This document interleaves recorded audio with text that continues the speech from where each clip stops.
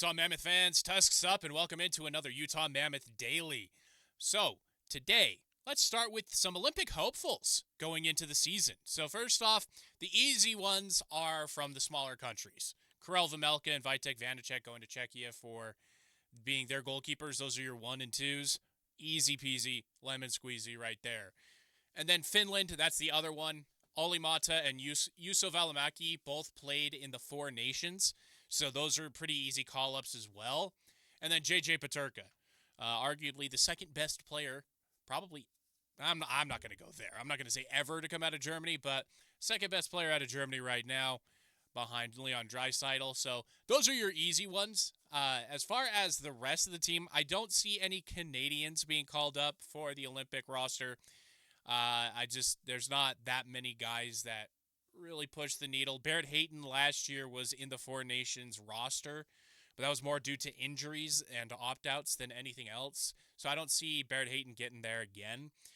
But for the U.S., Clayton Keller is an obvious choice. He was an obvious choice for the Four Nations Cup, but for whatever reason, he wasn't included. That was a big omission.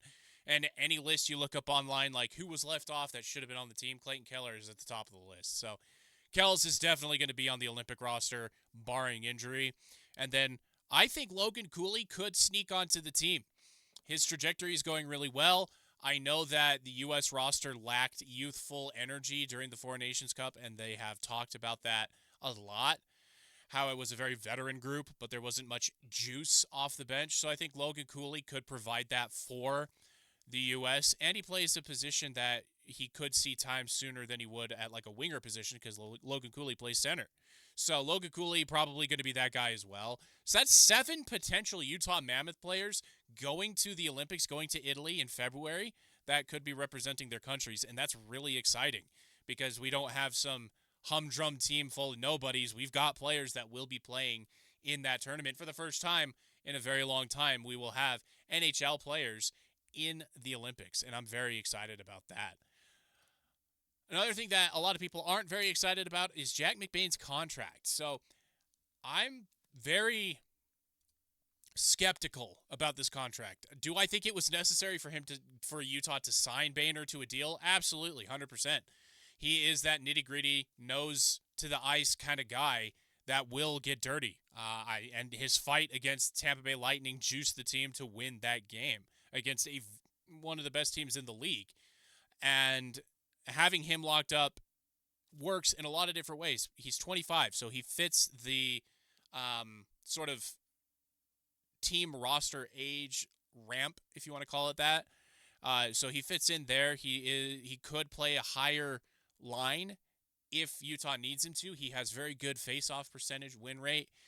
So yes, the 5-year deal I think is very good. What they're paying him might be a couple million too much. So the deal, as you can see on your screen, there's $21.25 million over 5 years. It's a lot, and his development's not done. He's only 25, so he can get better, and I think he'll need to get better offensively, get more points, because last season he only scored 27 points, 13 goals, 14 assists. He played every game, though. He spent about 13 and a half minutes on ice as well.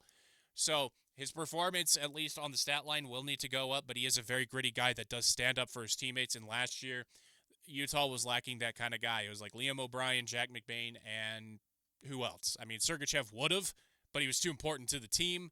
And Clayton Keller is the captain, so he's going to get in there, but he's not very big. So having Boehner locked up for long term is good, but for the money, he's going to have to prove it. He really is. He's going to have to prove it. So another person that's going to have to prove it is Tidge Ginla. So there have been injury updates for Tidge.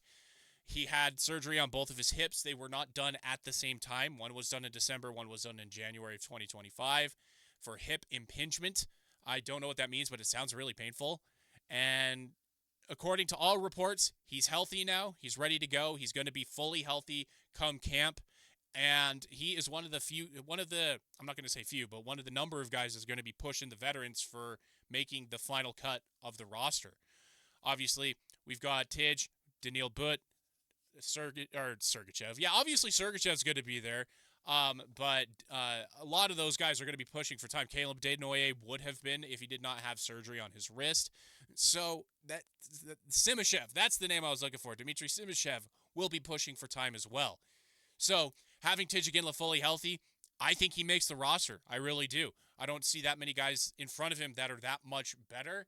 And being able to have Tijagindla with the big club as fast as possible, I think will only be a good thing because that will mean he's going to be more ready come playoff time when Utah is battling down the stretch of the season again for a playoff berth. So having Tijagindla with the club as soon as possible, get him used to NHL play, NHL speed, I think will be crucial, not only for his development, but for Utah as a whole to be able to make the playoffs this year instead of having a close but no cigar season again.